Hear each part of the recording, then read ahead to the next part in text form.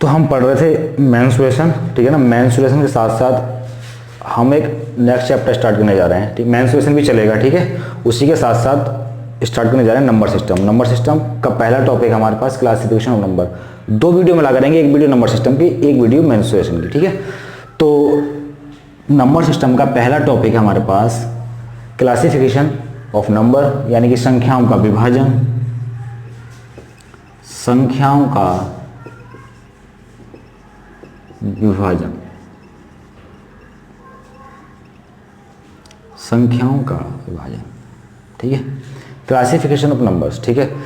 तो हमें ये पता होना चाहिए कि हमें किस नंबर का क्लासिफिकेशन करना है। तो जिस नंबर का हम क्लासिफिकेशन करेंगे वो है हमारे पास कॉम्प्लेक्स नंबर, वो है हमारे पास कॉम्प्लेक्स नंबर, यानी कि सम्मिश्र संख्या। कौन सा number? Complex number. Number system का पहला टॉपिक है संख्याओं का विभाजन, कॉम्प्लेक्स संख्याओं का विभाजन, क्लासिफिकेशन ऑफ नंबर। जिस नंबर का क्लासिफिकेशन करना है वो हमारे पास क्या, यानी जिस नंबर का विभाजन करना है वो हमारे पास है कॉम्प्लेक्स नंबर। कॉम्प्लेक्स नंबर को हिंदी में कहते हैं सम्मिश्र संख्या, ठीक है ना। अगर हमसे ये पूछा जाए कि कॉम्प्लेक्स नंबर की फॉर्म क्या होती है हमारे पास, तो कॉम्प्लेक्स नंबर की फॉर्म होती है a प्लस आई वी की फॉर्म में होता है हमारे पास कॉम्प्लेक्स नंबर। कॉम्प्लेक्स नंबर जो होता है वो होता है a प्लस आई वी की फॉर्म में, ठीक है। जिसमें a जो होता है वो होता है हमारे पास रियल नंबर। a जो है वो है हमारे पास रियल नंबर, यानी कि वास्तविक संख्या।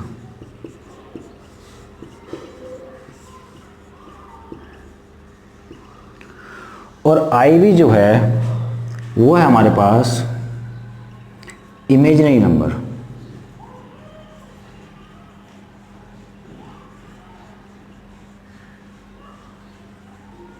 यानी कि काल्पनिक संख्या।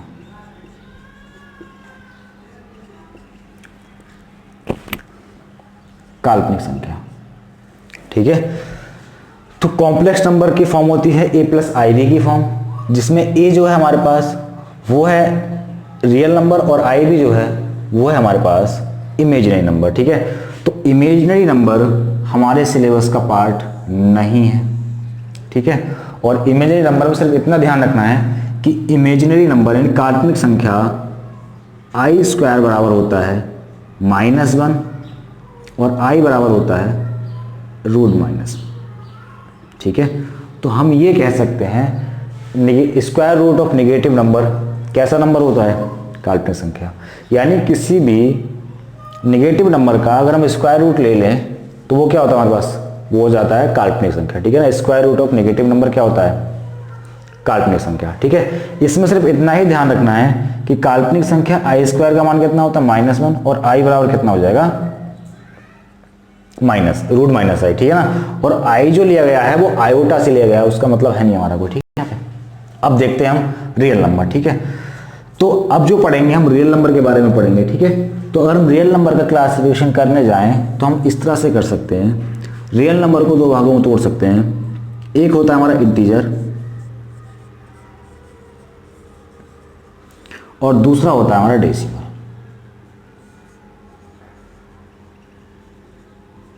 ठीक है ना, यानी कि दशमलव।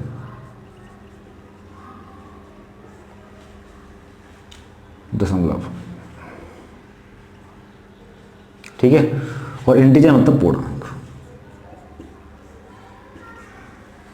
ठीक है। तो हमने क्या करा, कॉम्प्लेक्स नंबर को जो ब्रेक करा तो रियल नंबर और इमेजिनरी नंबर में, जिसमें ए वाला पार्ट जो है वो रियल नंबर है और आई वी वाला पार्ट जो है वो इमेजिनरी नंबर है, ठीक है। और रियल नंबर का जब हमने एक क्लासिफिकेशन करा तो वो आया इंटीजर और दूसरा आया डेसिमल, ठीक है ना। बोर्ड छोटा होने की वजह से इसे मैं हटा रहा हूँ, ठीक है। तो हम रियल नंबर के बारे में पढ़ेंगे और रियल नंबर में पढ़ेंगे हम इंटीजर और डेसिमल के बारे में, ठीक है। और रियल नंबर के 2 क्लासिफिकेशन होंगे, एक होगा इंटीजर और डेसिमल, एक होगा रेशनल नंबर और इरेशनल नंबर, ठीक है। तो पहले हम इंटीजर और डेसिमल की बात करते हैं, उसके बाद में बात करेंगे रेशनल और इरेशनल की। तो जो हम अब पढ़ने जा रहे हैं वो है हमारे पास रियल नंबर, क्योंकि हम मैथ में यही पढ़ते हैं जो हमारे सिलेबस का पार्ट है, रियल नंबर। यानी कि वास्तविक संख्या। रियल नंबर की बात करें तो एक होता है हमारे पास इंटीजर और दूसरा होता है हमारे पास डेसिमल यानी कि दशमलव। ठीक है, इंटीजर तो सब जानते हैं, नहीं जानते हो बताऊंगा अभी। ठीक है, पहले बात करते हैं हम डेसिमल की। तो डेसिमल में हमारे पास दो तरीके के डेसिमल पाए जाते हैं। ठीक है ना, दो तरीके के डेसिमल होते हैं। एक होता है हमारे पास टर्मिनेटिंग डेसिमल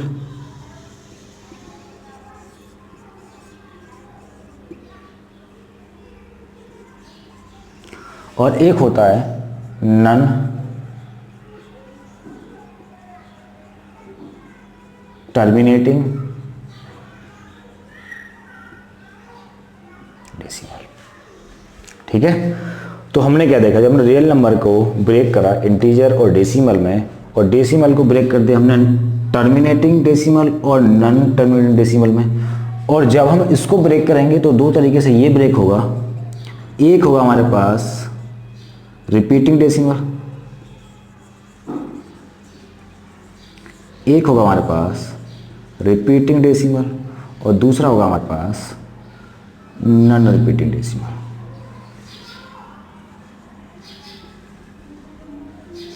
अगर हमने इन डेसिमल को समझ लिया तो परिमेय संख्या और अपरिमेय संख्या समझने में बहुत आसानी होगी। ठीक है, ये क्या बोला मैंने, टर्मिनेटिंग डेसिमल, ये क्या बोला मैंने, नॉन टर्मिनेटिंग डेसिमल, जिसको ब्रेक करा मैंने रिपीटिंग और नॉन रिपीटिंग में। तो टर्मिनेटिंग क्या डेसिमल है और नॉन टर्मिनेटिंग डेसिमल कौन सा है। ठीक है, अगर हम टर्मिनेटिंग डेसिमल की बात करें तो मैं डेसिमल लिखता हूँ, जैसे मैंने लिख दिया 3 4। ठीक है, 4 के बाद कुछ नहीं है तो कैसा डेसिमल है, टर्मिनेटिंग। अगर मैं लिखूँ 2 5 6 कैसा डेसिमल, टर्मिनेटिंग। अगर मैं लिखूँ 2.374 कैसा डेसिमल, टर्मिनेटिंग डेसिमल। यानी जो डेसिमल टर्मिनेट होता है उससे क्या कहते हैं हम, टर्मिनेटिंग डेसिमल।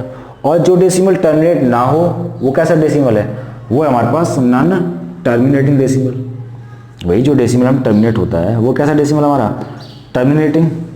और जो डेसिमल टर्मिनेट नहीं होता वो कैसा डेसिमल है, नॉन टर्मिनेटिंग डेसिमल। ठीक है, और इसके अंदर भी दो डेसिमल आते हैं, कौन से, रिपीटिंग और नॉन रिपीटिंग। ठीक है ना, तो जो नॉन टर्मिनेटिंग है उसके अंदर दो तरीके के डेसिमल आते हैं, एक होता है रिपीटिंग, एक होता है नॉन रिपीटिंग। ठीक है ना, और रिपीटिंग कौन सा और नॉन रिपीटिंग कौन सा, इसकी बात करते हैं। ठीक है, तो अगर हम रिपीटिंग की बात करें तो रिपीटिंग का मतलब 3 3 3 3 3 3 इस तरह से चलेगा, या फिर 3 4 3 4 3 4 इस तरह से चलेगा, या 0.256 256 256 इस तरह से चलेगा। ठीक है ना, तो हमने क्या देखा, हमने ये देखा कि टर्मिनेटिंग डेसिमल तो टर्मिनेट हो रहा है, लेकिन जो नॉन टर्मिनेटिंग डेसिमल है एक में तो वो क्या होगा, इस तरह से रिपीट होगा, और एक में इस तरह से रिपीट नहीं होगा। कैसे रिपीट होगा बताता हूँ। ठीक है, जैसे ये लिखा मैंने 0 1 1 1 0 0 1 1 0 0 1 1 कुछ इस तरह से रिपीट होता रहेगा। ठीक है, और या फिर रिपीट कैसे होगा, या होगा 5 6 7 3 2 4 5 8 7 इस तरह से चलेगा। ठीक है ना, इस डेसिमल और इस डेसिमल में अंतर क्या है, यहाँ पे या तो एक डिजिट रिपीट हो रही है बार बार, या 2 डिजिट का एक पेयर रिपीट हो रहा है, या 3 डिजिट का एक पेयर रिपीट हो रहा है। लेकिन यहाँ ऐसा कुछ नहीं है, यहाँ पर डिजिट तो रिपीट होंगी, क्यों, क्योंकि हमारे पे डिजिट तो 0 से लेकर 9 तक 10 ही डिजिट है। 0 से लेकर 9 तक हमारे पास कितनी डिजिट हैं, 10। वही डिजिट तो रिपीट होंगी, लेकिन उनका कोई पेयर यानी एक सीक्वेंस से रिपीट नहीं होंगी। जैसे यहाँ पे 0.3333 रिपीट हो रहा है, 0.343434 रिपीट हो रहा है, 0.256 रिपीट हो रहा है, लेकिन यहाँ पर उस सीक्वेंस में रिपीट नहीं होंगी, इसलिए हमने इसको बोला नॉन रिपीटिंग डेसिमल, इसको बोला रिपीटिंग डेसिमल। और ये पार्ट किसके हैं, नॉन टर्मिनेटिंग डेसिमल के। क्यों, ना ही तो ये टर्मिनेट होता है और ना ही ये टर्मिनेट होता है। ठीक है, तो मैंने डेसिमल को दो तरीके से ब्रेक करा, एक तो था टर्मिनेटिंग डेसिमल जो टर्मिनेट हो जाता है, एक वो डेसिमल जो टर्मिनेट नहीं होता, और इसमें भी दो कैटेगरी हैं, कौन सी, एक रिपीटिंग और एक नॉन रिपीटिंग। रिपीटिंग का मतलब जिसमें एक डिजिट या 2 डिजिट का एक पेयर या 3 डिजिट का एक पेयर उसी सीक्वेंस में रिपीट होता रहेगा। लेकिन नॉन रिपीटिंग में क्या है, ऐसा कुछ नहीं होता, यानी एक डिजिट का पेयर यहाँ रिपीट है लेकिन यहाँ वो सीक्वेंस में रिपीट नहीं होगा। डिजिट तो रिपीट होगी क्योंकि डिजिट तो हमारे पास 10 ही है, लेकिन सीक्वेंस में रिपीट नहीं होगी। जैसे हमारे 5 6 था यहाँ पे, आगे कहीं भी 5 6 देखने को नहीं मिल रहा। ठीक है, ठीक है, 5 6 7 कहीं नहीं दिख रहा, 5 6 7, ठीक है ना, एक सीक्वेंस में रिपीट नहीं हो रहा, डिजिट रिपीट होंगे लेकिन सीक्वेंस रिपीट नहीं होगा। ठीक है, तो हमने क्या बोला, टर्मिनेटिंग, नॉन टर्मिनेटिंग, रिपीटिंग और नॉन रिपीटिंग। ठीक है, अब एक चीज बताता हूं मैं, अगर मैं किसी भी नंबर को किसी भी नंबर से भाग दूं, ठीक है, तो होगा क्या, अगर मैंने 10 को 2 से भाग दिया तो कितना आया हमारे पास, 5। अगर मैं 10 को 4 से भाग देता हूं तो कितना है हमारे पास, 2.5। अगर मैं 10 को 3 से भाग करता हूं तो आता है 0.3333 और ये चलता रहेगा अनंत तक, और ये चलता रहेगा अनंत तक। ठीक है, तो मैंने क्या बताया, मैंने ये बताया कि अगर मैं 10 को 2 से भाग देता हूँ 5 आता है, 10 को 4 से भाग देता हूँ 2.5 आता है, 10 को 3 से भाग देता हूँ ये आता है। ठीक है, तो जब हम किसी भी नंबर को किसी भी नंबर से या किसी भी पूर्णांक को किसी भी पूर्णांक से भाग देते हैं तो हमें 3 ही रिजल्ट मिलते हैं। क्या मिलेगा, रिजल्ट में या तो एक इंटीजर वैल्यू मिलेगी, या रिपीटिंग डेसिमल मिलेगा, या रिपीटिंग टर्मिनेटिंग डेसिमल मिलेगा। ठीक है ना, या तो इंटीजर वैल्यू मिलेगी, या फिर टर्मिनेटिंग डेसिमल मिलेगा, और या फिर रिपीटिंग डेसिमल मिलेगा। ठीक है, तो जब भी हम किसी नंबर को किसी नंबर से भाग देंगे तो 3 डेसिमल मिलेंगे, या तो 3 रिजल्ट मिलेंगे, या तो एक पूर्णांक मिलेगा, या टर्मिनेटिंग डेसिमल मिलेगा, या फिर हमें मिलेगा क्या, रिपीटिंग डेसिमल। ठीक है ना, हमें किसी भी नंबर को किसी भी नंबर से भाग देने पर कभी भी नॉन रिपीटिंग डेसिमल नहीं मिलता। किसी भी नंबर को किसी भी नंबर से भाग देने पर कभी भी नॉन रिपीटिंग डेसिमल नहीं मिलता। ठीक है, हम किसी भी नंबर को किसी भी नंबर से भाग दें तो 3 ही रिजल्ट पॉसिबल है, एक तो इंटीजर वैल्यू मिलेगी, या फिर टर्मिनेटिंग डेसिमल मिलेगा, और या फिर रिपीटिंग डेसिमल मिलेगा। ये डेसिमल मिलता ही नहीं हमें, तो ये डेसिमल कब मिलता है हमें, ये डेसिमल हमें 2 जगह मिलता है, एक तो पाई की वैल्यू मिलता है, और दूसरा square root of prime number.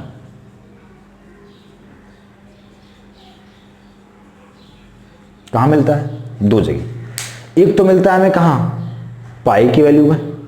पाई की जो वैल्यू होती है वो इस तरह से चलती है, 3.1415 और इस तरह से चलती रहती है।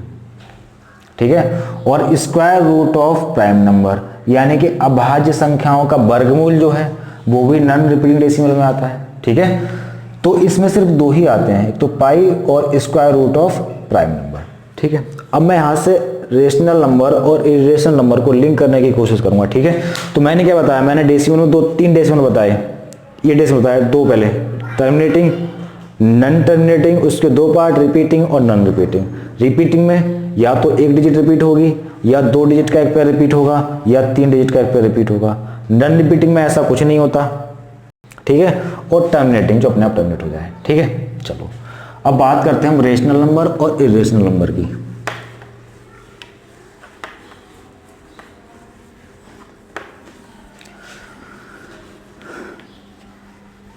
अगर मैं रियल नंबर का एक क्लासिफिकेशन और करने जाऊं तो वो हो सकता है हमारे पास रेशनल नंबर और इरेशनल नंबर, यानी कि परिमेय संख्याएं और अपरिमेय संख्याएं। क्या हो सकता है इसका क्लासिफिकेशन, इसका क्लासिफिकेशन हो सकता है हमारे पास रेशनल नंबर,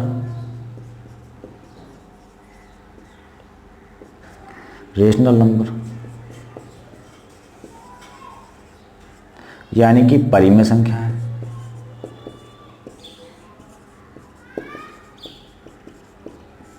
और दूसरा हो सकता है हमारे पास अपरिमेय संख्या है,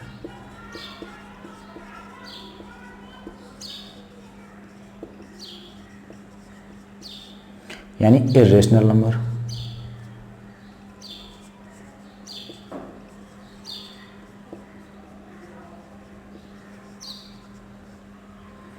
ठीक है, तो अब हम बात करते हैं रेशनल नंबर और इरेशनल नंबर की। ठीक है ना, तो रेशनल नंबर की डेफिनेशन क्या होती है कि वह संख्या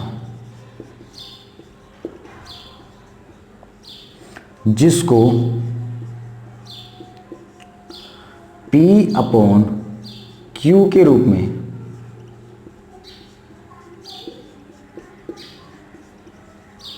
लिखा जा सके।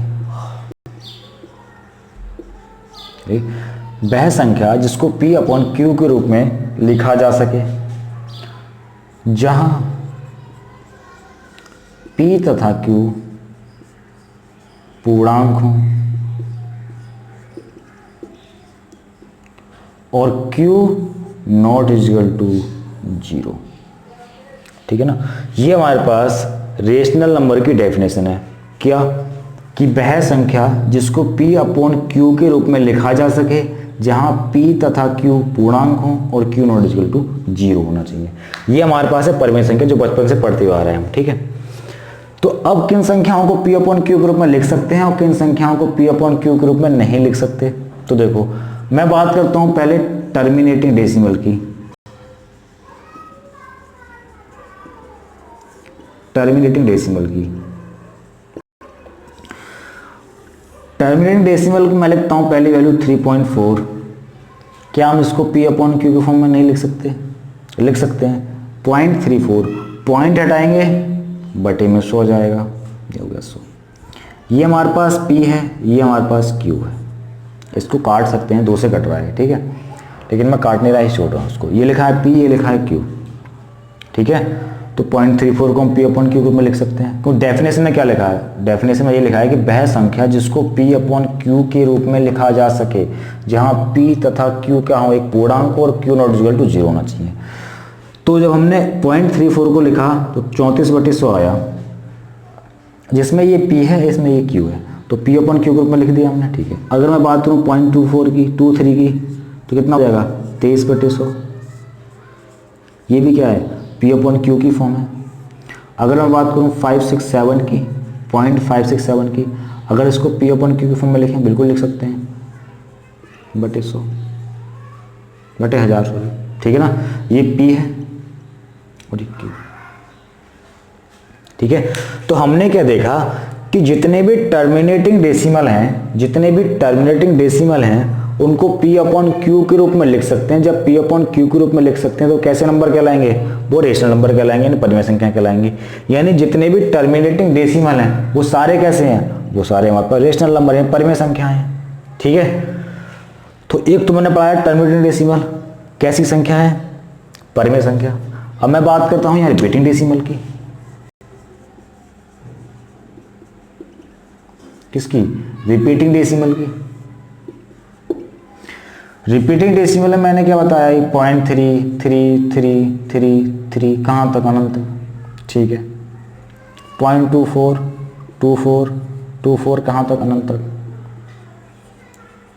0.256 कहाँ तक? अनंत तक। ठीक है, और यही तो बताया रिपीटिंग डेसिमल में, या तो एक डिजिट 12 पर रिपीट हो, या 2 डिजिट का एक पेयर रिपीट हो, या 3 डिजिट का एक पेयर एक रिपीट होता रहे बार बार। वही क्या हमारे पास? Repeating decimal. ठीक है, अब अगर इसकी बात करें रिपीटिंग डेसिमल की, तो हम मैथ में आगे पढ़ेंगे कि जिस संख्या का बार बार रिपीटिशन होता है हम उसको बार आगे टर्मिनेट कर देते हैं। जिस संख्या का बार बार रिपीटिशन होता है हम उस संख्या पर बार लगाकर उसको टर्मिनेट कर देते हैं। यहां पर किसका रिपीटिशन हो रहा है? 3 का बार बार रिपीटिशन हो रहा है, यानी 3 के ऊपर बार लग जाएगा।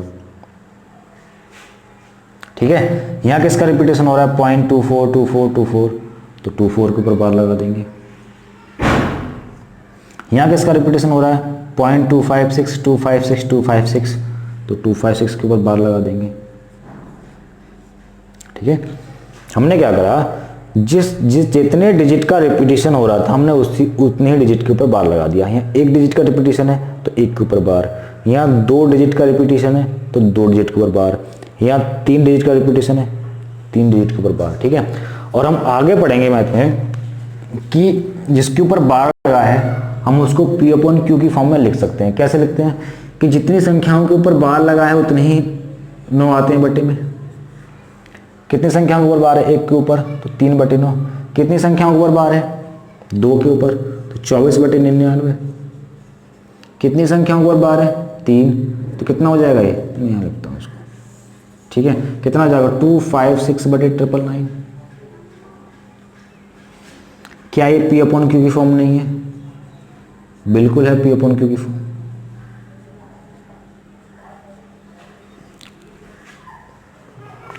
ठीक है, पी अपॉन क्यू की फॉर्म है।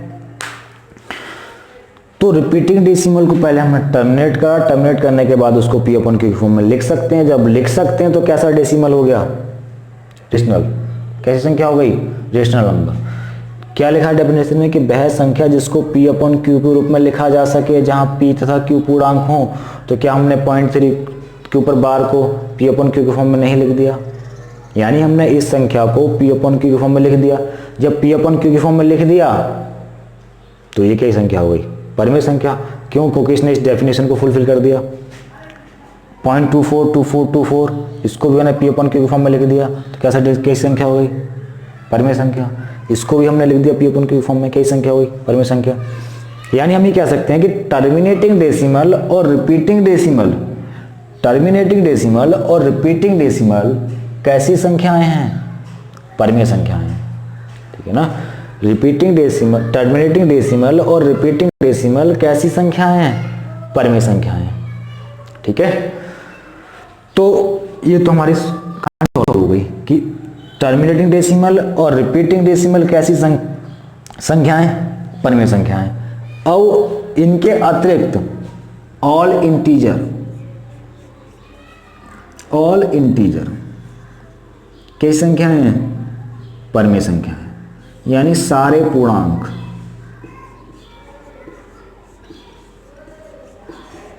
यानी कि सारे पूर्णांक कैसी संख्याएं हैं हमारे पास? परिमेय संख्याएं।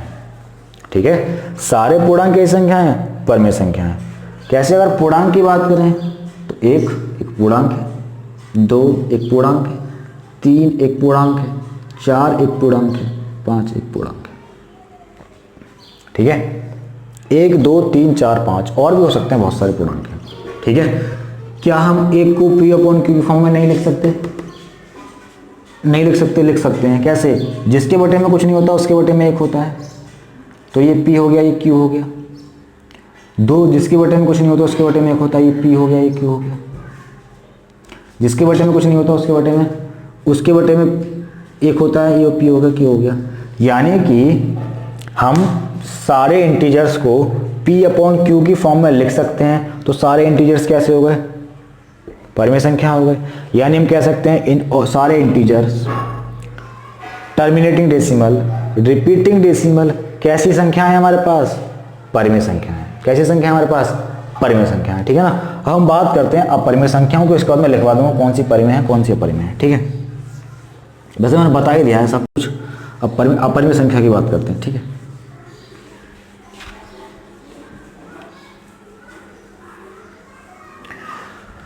अगर हम अपरिमेय संख्या की बात करें तो उसकी डेफिनेशन इतनी सी है कि वह संख्या जिसको P अपॉन Q के फॉर्म में, Q के रूप में नहीं लिखा जा सके।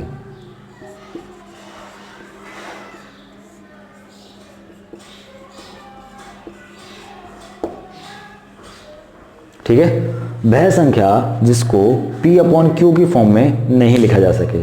ठीक है, तो मैंने क्या करा था? मैंने रियल नंबर का क्लासिफिकेशन इंटीजर्स में किया था, डेसिमल में किया था। मैंने कहा कि सारे इंटीजर्स कैसी संख्या है? परिमेय संख्या है। ठीक है, फिर बचता है डेसिमल वाला पार्ट। डेसिमल में मैंने क्या बताया? डेसिमल में मैंने बताया कि जो टर्मिनेटिंग डेसिमल है वो कैसा है? रेशनल। और जो रिपीटिंग है वो कैसा है? वो भी रेशनल। तो एक ही संख्या बचती है, एक ही डेसिमल बचता है, वो कौन सा? Non repeating decimal. तो किस में आएगा? किस में आएगा? अपरिमेय संख्या में। यानी नॉन रिपीटिंग डेसिमल मैंने लिखवाया था, एक तो पाई आएगा हमारे पास। क्या आएगा? पाई। और दूसरा आएगा square root of prime number, square root of prime number.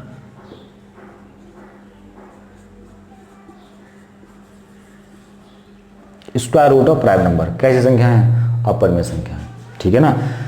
यानी अभाज्य संख्याओं का वर्गमूल, अभाज्य संख्याओं का वर्गमूल किन संख्याओं में आता है? अपरिमेय संख्याओं में। जैसे लिख सकते हैं हम √2, √3। ठीक है ना? √2 प्राइम नंबर और उसका वर्गमूल, √3 प्राइम नंबर और उसका वर्गमूल। अगर हम √4 की बात करें तो √4 की तो वैल्यू कितनी होती है? 2।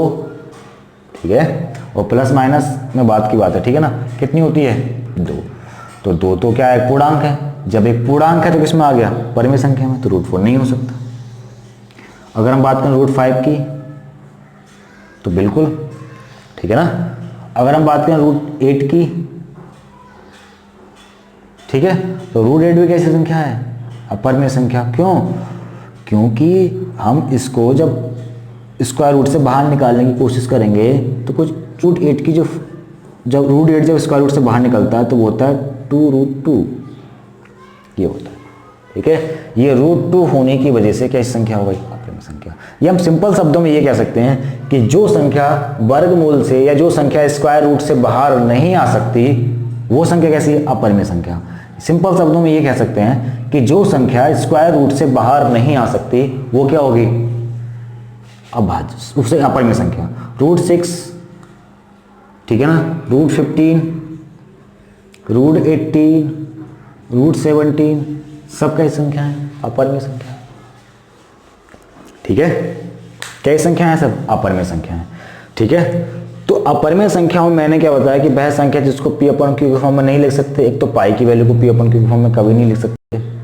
दूसरा square root of prime number, अगर ये याद रहे तो ठीक, वरना इसको भूल जाओ, ठीक है ना। सिर्फ इतना सा याद रखो, एक पाई, और जो संख्याएं वर्गमूल से बाहर नहीं आ सकती वो कैसी हैं, वो अपरिमेय हैं, और जो वर्गमूल से बाहर आ सकती हैं वो कैसी हैं, वो परिमेय हैं, ठीक है।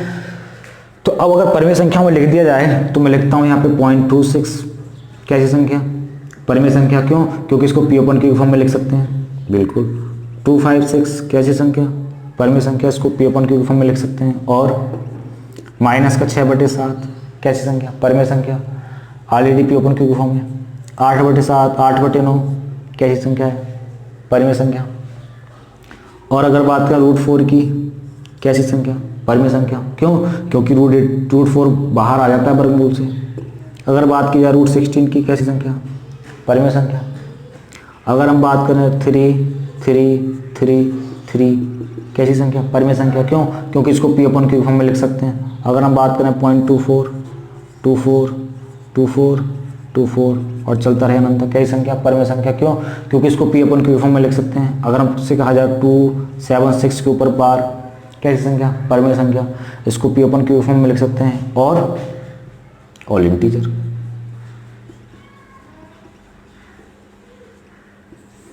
कैसी संख्या है, परिमेय संख्या, कैसी संख्या है, परिमेय संख्या, ठीक है। तो हम ये कह सकते हैं कि जो सभी संख्याएं परिमेय होती हैं, किनको छोड़कर, एक तो पाई को छोड़कर, एक तो पाई को छोड़कर,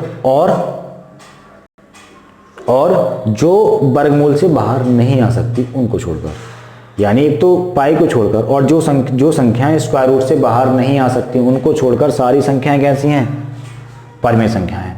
अगर हम पाई की बात करें तो हम पाई का दो तरीके से मान लिखते हैं। एक तो पाई का मान लिखते हैं, हम मेंसुरेशन यूज करते हैं 3.14, 3.14। एक यूज करते हैं हम 22/7, ये दो मान यूज करते हैं। तो पाई तो क्या है, एक अपरिमेय संख्या है, लेकिन 3.14 और 22/7 कैसी संख्या है, परिमेय संख्या है। क्यों, क्योंकि 3.14 को p/q के फॉर्म में लिख सकते हैं और 22/7 ऑलरेडी p/q के फॉर्म है, ठीक है। तो जो पाई की जो वैल्यू हम यूज करते हैं वो तो परिमेय संख्याएं हैं, लेकिन पाई कैसी संख्या है, पाई एक अपरिमेय संख्या है। क्यों, क्योंकि 3.14 और 22/7 ये पाई की वैल्यू एग्जैक्ट नहीं है, ठीक है ना, अप्रोक्सीमेट में है, लगभग में है। ये जो पाई का मान है ना, ये लगभग में है, एग्जैक्ट नहीं है। आज तक एग्जैक्ट मान मिला ही नहीं है पाई का, ठीक है। पाई का मान कैसे चलता है, वो नॉन रिपीटिंग डेसिमल के फॉर्म में चलता है, ठीक है। इस वजह से परिमेय का पाई कहाँ गया, पाई गया अपरिमेय संख्या में, ठीक है। तो अपरिमेय संख्या और परिमेय संख्या में अब कोई दिक्कत नहीं होनी चाहिए। सारी संख्याएं परिमेय है, किसको छोड़कर, एक तो पाई को छोड़कर और square root of prime number को छोड़कर, या जो संख्या वर्गमूल से बाहर नहीं आ सकती वो संख्या क्या है, अपरिमेय संख्या है, ठीक है। अब चलते हैं आगे। तो हमने रियल नंबर के दो क्लासिफिकेशन करे, एक तो पूर्णांक, पूर्णांक का मतलब पूर्ण संख्या है, ठीक है ना, और दूसरा डेसिमल, ठीक है ना। डेसिमल में बताया टर्मिनेटिंग, नॉन टर्मिनेटिंग, और उसमें बताया रिपीटिंग और नॉन रिपीटिंग। फिर रियल नंबर का दूसरा क्लासिफिकेशन रेशनल नंबर और इरेशनल नंबर, ठीक है। तो अब इंटीजर के बारे में पढ़ते हैं, ठीक है ना। चलो अब इंटीजर की बात करते हैं।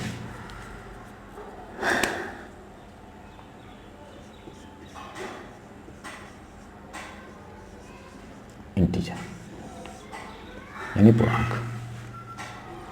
अगर हम पूर्णांक की बात करें तो तीन तरीके से पाया जाता है पूर्णांक।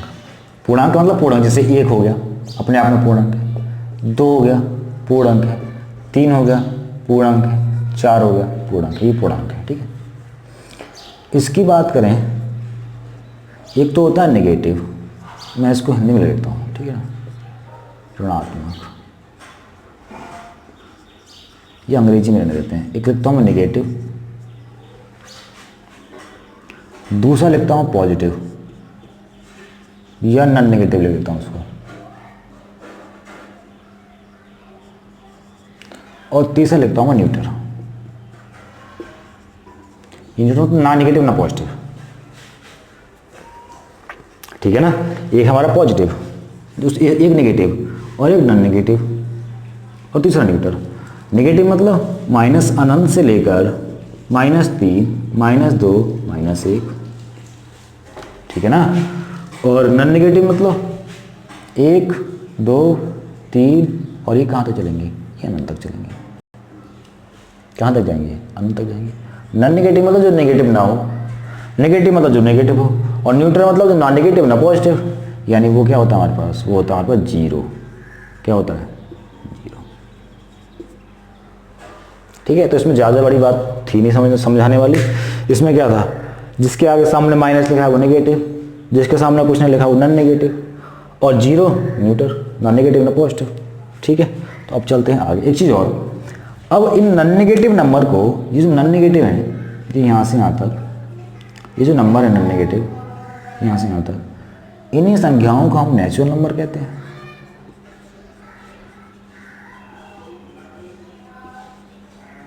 मतलब प्राकृतिक संख्या है।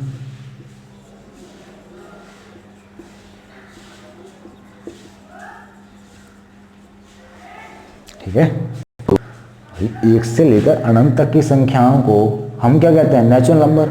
और जब नेचुरल नंबर में जीरो को शामिल कर दिया जाए, यानी zero plus natural number,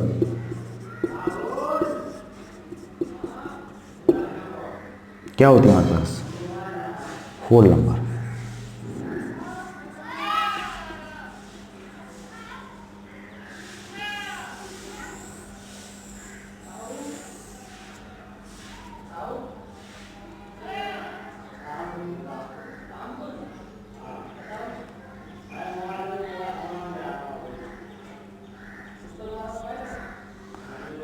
zero plus natural number बराबर होल नंबर। ठीक है,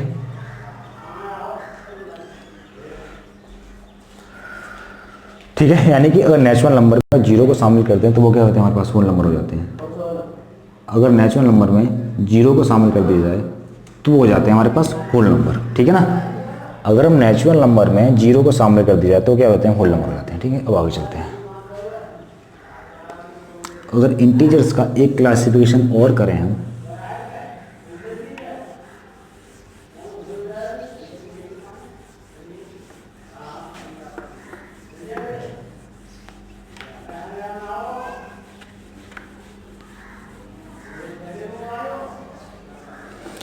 इंटीजर्स का एक क्लासिफिकेशन और करें तो वो होता है हमारे पास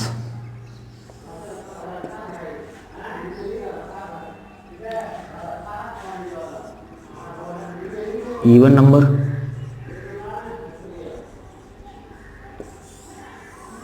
यानी कि सम संख्या,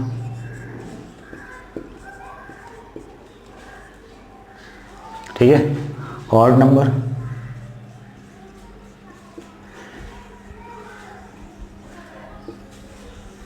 यानी कि विषम संख्या,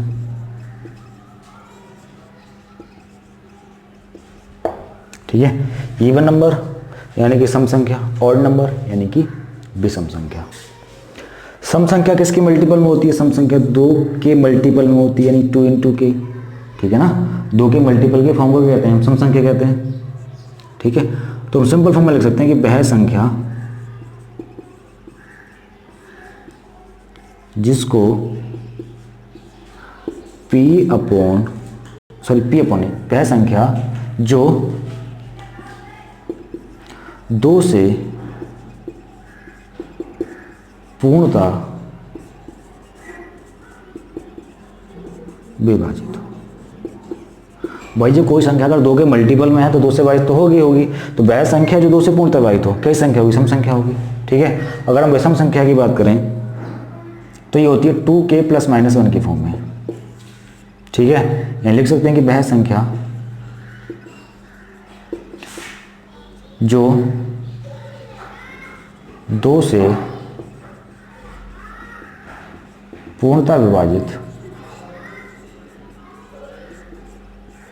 ना। ठीक है, तो ऐसे कह सकते हैं 1 2 3 4 और ये चलते रहेंगे ऐसे। ठीक है, यहाँ कह सकते हैं हम 2 4 6 8 10। ठीक है, तो हमने क्या बोला कि वह संख्या जो 2 के मल्टीपल में है या 2 के मल्टीपल में है 2 से विभाजित तो होगी ही होगी। तो क्या होगी? वो सम संख्या। वह संख्या जो 2k + 1 - 1 के मल्टीपल में है। ठीक है, तो वो क्या होगी?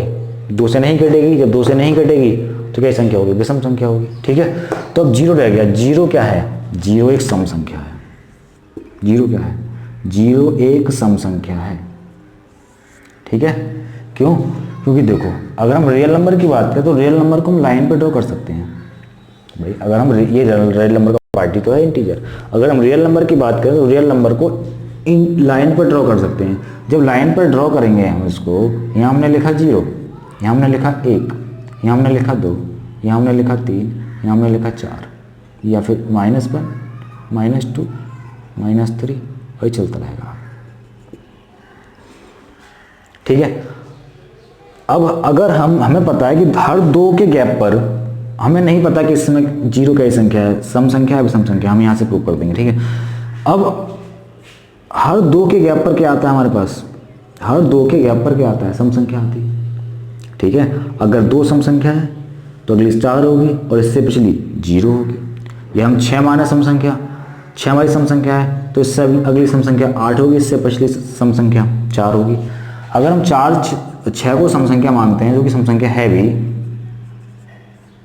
ठीक है, 6 के बाद क्या आएगी? सम संख्या 4 आएगी।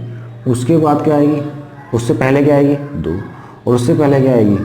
0, और उसके बाद क्या आएगी? -2, उसके बाद क्या आएगी? -4। ठीक है, तो हम यहाँ से पता लगा सकते हैं कि 0 जो है वो सम संख्याओं की सीरीज में आता है, विषम संख्याओं की सीरीज में तो कभी नहीं आता। ठीक है, 5 के पहले आएगा 3, 3 के पहले आएगा 1, 1 के पहले आएगा -1, तो 0 आया और सीरीज में नहीं आया। यानी कि 0 सम संख्याओं की सीरीज का पार्ट है, ना कि विषम संख्याओं की सीरीज का पार्ट। तो 0 कैसी संख्या हो गई? 0 एक सम संख्या हो गई। ठीक है, तो जो संख्या 2k + 1 की फॉर्म, 2k ± 1 की फॉर्म में है वो सम संख्या है, जो 2k की फॉर्म में है वो सम संख्या है। ठीक है, अब थोड़ी सी बात और करते हैं सम और विषम के बारे में। ठीक है, ये तो बहुत आसान है, सम संख्या क्या है विषम संख्या क्या है सब जानते हैं। ठीक है,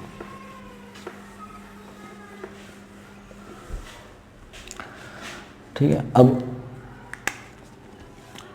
मैं कहूं कि अगर मैं एक इवन नंबर और एक इवन नंबर को आपस में जोड़ दूं, यानी कि एक सम संख्या और एक सम संख्या और दूसरी सम संख्या को आपस में जोड़ दें। ठीक है ना, एक सम संख्या और दूसरी सम संख्या को आपस में जोड़ दें तो रिजल्ट क्या आएगा हमारे पास? एक सम संख्या ही रिजल्ट आएगा। ठीक है ना, अगर हम एक सम संख्या और एक विषम संख्या को आपस में जोड़ दें तो रिजल्ट क्या आएगा हमारे पास? एक विषम संख्या आएगी। अगर हम 2 विषम संख्याओं को आपस में जोड़ दें, ठीक है ना, पहली विषम संख्या दूसरी विषम संख्या, तो रिजल्ट क्या होगा हमारा? सम संख्या रिजल्ट होगा। ठीक है, अगर हम एक सम संख्या और दूसरी सम संख्या को आपस में घटा दें तो रिजल्ट क्या होगा हमारे पास? एक सम संख्या रिजल्ट होगा। अगर हम एक सम संख्या में से अगर विषम संख्या को घटा दें तो रिजल्ट हमारा विषम संख्या होगा। अगर हम एक विषम संख्या में से दूसरी विषम संख्या घटा दें तो रिजल्ट हमें सम संख्या मिलेगा। तो हमने क्या देखा? 2 सम संख्याओं को जोड़ने पर भी सम रिजल्ट मिल रहा है, 2 विषम संख्याओं को घटाने पर भी रिजल्ट सम संख्या मिल रही है। तो हम ये नहीं कह सकते कि इवन नंबर में चाहे तो प्लस करो और चाहे माइनस करो, क्या इवन नंबर। इवन नंबर में चाहे तो प्लस करो चाहे माइनस करो, इवन नंबर। रिजल्ट क्या हमारे पास, एक इवन नंबर है। ठीक है, इवन नंबर में चाहे तो प्लस करो चाहे माइनस करो, कौन सा नंबर, ऑड नंबर। रिजल्ट क्या मिलेगा हमें, ऑड नंबर। ठीक है ना, चाहे तो दो ऑड नंबर को घटाओ, चाहे तो ऑड नंबर को जोड़ो और चाहे घटाओ, रिजल्ट क्या है हमारे पास, एक सम संख्या। ठीक है, ऑड नंबर को जोड़ो चाहे घटाओ, रिजल्ट हमारे पास इवन नंबर। तो हम ये कह सकते हैं कि दो सम संख्याओं को जोड़ने या घटाने पर रिजल्ट सम संख्या, एक सम संख्या और एक विषम संख्या को जोड़ने या घटाने पर रिजल्ट विषम संख्या, और दो विषम संख्याओं को जोड़ने या घटाने पर रिजल्ट हमारे पास सम संख्या। ठीक है, अब आगे चलते हैं इसी में।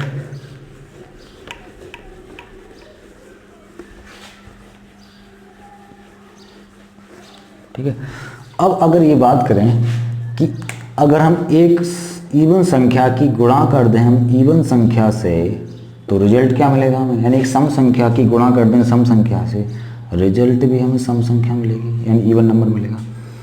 अगर हम इवन नंबर की गुणा कर दें हम ऑड नंबर से, तब भी रिजल्ट इवन नंबर मिलेगा हमें। ठीक है ना, और अगर हम ऑड नंबर की गुणा कर दें ऑड नंबर से, तो रिजल्ट हमें इवन ऑड नंबर मिलेगा। क्या मिलेगा, ऑड नंबर। ठीक है, चलो, तो ये रिजल्ट याद रखने पड़ेंगे। याद है, बहुत आसान है, क्योंकि दो, अगर जहाँ दो का मल्टीपल आ गया वहाँ एक सम संख्या होगी, तो यहाँ दो का मल्टीपल है, गुणा करेंगे तो दो का मल्टीपल ही आएगा, सम संख्या होगी। यहाँ दो का मल्टीपल है, जब एक बार दो का मल्टीपल आ गया, अब किसी से भी उसकी गुणा कर दो तो एक सम संख्या ही रहेगी, तो इवन नंबर आ गया। यहाँ इन दोनों में दो का मल्टीपल है नहीं, जब दो का मल्टीपल नहीं है तो क्या होगा, हमारे पे सम संख्या होगी।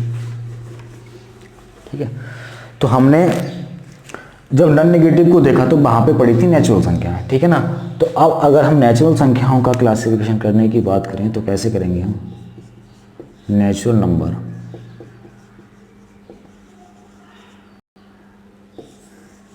यानी कि प्राकृतिक संख्या।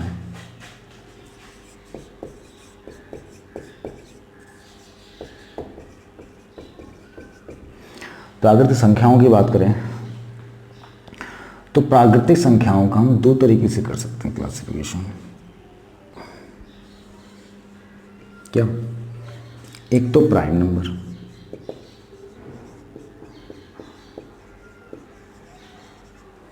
दूसरा कंपोजिट नंबर।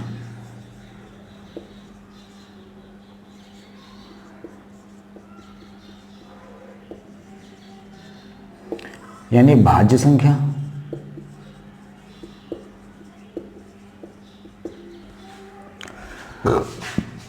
ये है हमारे पास अभाज्य संख्या।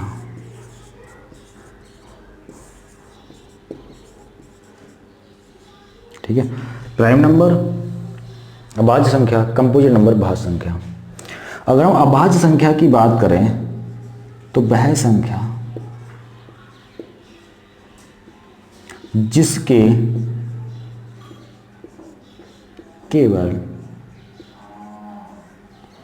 दो गुणनखंड हो,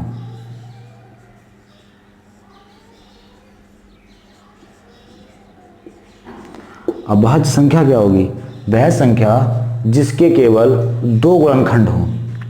ठीक है ना, और गुणनखंड भी कौन कौन से, एक तो एक होगा और वो एक स्वयं, बस दो ही गुणनखंड हैं। एक तो एक, ठीक है ना, एक से सभी संख्याएं घटती हैं, और दूसरा वो खुद जितनी संख्या लिखी है।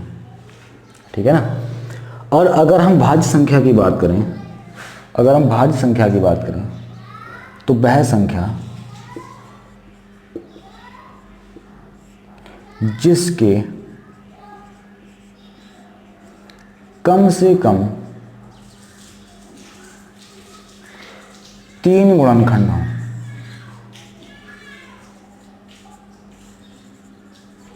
यानी मोर देन टू, दो से ज्यादा होने चाहिए। ठीक है ना, दो से ज्यादा तीन ही होंगे। ठीक है, तो कंपोजिट नंबर क्या है, भाज्य संख्या का है, वह संख्या जिसके कम से कम तीन गुणनखंड हो।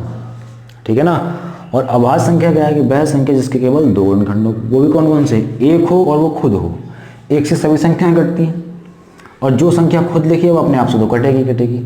अगर हम इसकी बात करें, अभाज्य संख्याओं की बात करें, तो उसमें 2 आता है, एक 3 आता है, 4 नहीं आता, 5 आता है, 7 आता है, 8 नहीं आता, 9 नहीं आता, 11 आता है और इस तरह चलती रहती है। ठीक है, यानी अगर हम 2 की बात करें तो 2 के सिर्फ 2 ही फैक्टर हैं, एक तो वो 1 से कटेगा और 2 से कटेगा। 3 की बात करें तो 3 के भी 2 ही फैक्टर हैं, 1 से कटेगा और 3 से कटेगा। 5 की बात करें 2 ही फैक्टर हैं, 1 से कटेगा और 5 से कटेगा। 7 की बात करें 2 ही फैक्टर हैं, 1 से कटेगा और 7 से कटेगा। यानी वह संख्या जिसके केवल 2 गुणनखंड हो, कैसी संख्या होगी, वो होगी हमारे पास अभाज्य संख्या। ठीक है, अगर हम इन संख्याओं की बात करें तो ये है हमारे पास स्मॉलेस्ट प्राइम नंबर।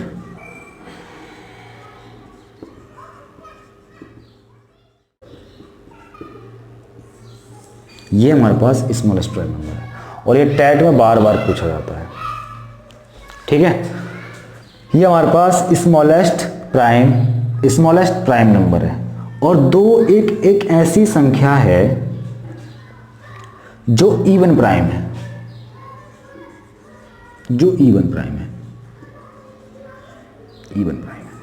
यानी सम होने के बाद भी अभाज्य संख्या है, वो कौन सी है, 2।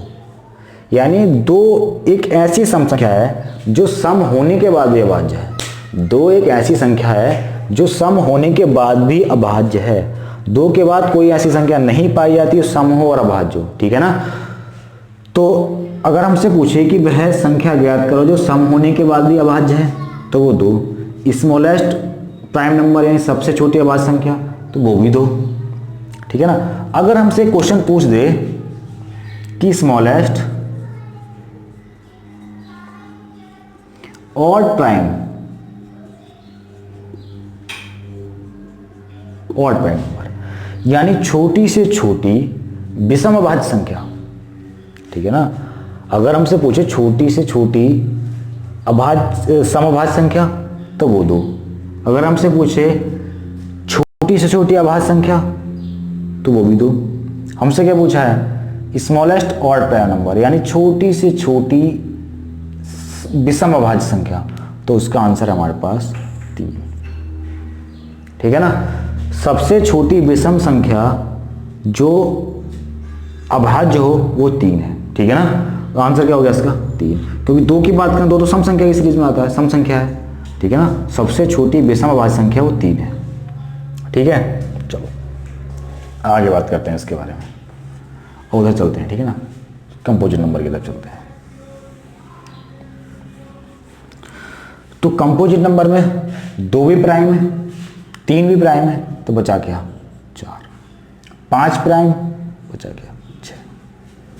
7 प्राइम 8, 9, 10 और चलता रहेगा। मैंने ये बताया कि वह संख्या जिसके कम से कम 3 गुणनखंड हो, तो गुणनखंड देखो इसका, ये 1 से कटेगा। गुणनखंड का मतलब कि वह संख्या जिन जिन संख्याओं से कटेगी वो इसके गुणनखंड कहलाएंगे। ठीक है ना, कोई संख्या जिन जिन संख्याओं से कटेगी वो उसका गुणनखंड कहलाएगा। 4 किससे कटेगा, इससे कटेगा, इससे गुणनखंड हो गया। 4 2 से कटेगा, इससे गुणनखंड हो गया। और 4 4 से कटेगा, ये भी इसका गुणनखंड हो गया। यानी 4 के 3 गुणनखंड हैं। अगर 6 की बात करें तो 6 1 से कटता है, 2 से भी कटता है, 3 से भी कटता है और 6 से भी कटता है। इसके 4 गुणनखंड हैं। ठीक है, डेफिनेशन में लिखा है कि वह संख्या जिसके कम से कम 3 गुणनखंड हो। ठीक है ना, तो देखो 3 गुणनखंड 4 के भी हैं, 6 के तो और ज़्यादा हैं, 8 के और भी ज़्यादा होंगे, 9 के और ज़्यादा होंगे। ठीक है, तो चलो अगर हमसे पूछा जाए कि स्मॉलेस्ट कंपोजिट नंबर, तो वो ये है 4। स्मॉलेस्ट कंपोजिट नंबर, तो वो क्या है, 4। इससे छोटा कोई कंपोजिट नंबर नहीं है। स्मॉलेस्ट कंपोजिट नंबर क्या है हमारे पास, 4 है। स्मॉलेस्ट कंपोजिट नंबर क्या है हमारे पास, 4। ठीक है, चलो आगे चलते हैं थोड़ा सा। और अगर हमसे यहाँ से क्वेश्चन पूछ सकता है, क्या क्वेश्चन बन सकता है, ये बन सकता है, यहाँ से बन सकता है, मैं एक सम संख्या यहाँ वास्तविक संख्या मिटा दी मैंने, मिटा देता हूँ मैं, 2 3 5 7, ठीक है, 11 13, ठीक है। चलेंगे इस तरह से। यहाँ से क्वेश्चन बनता है कि 1 से लेकर 50 तक अभाज्य संख्याओं की संख्या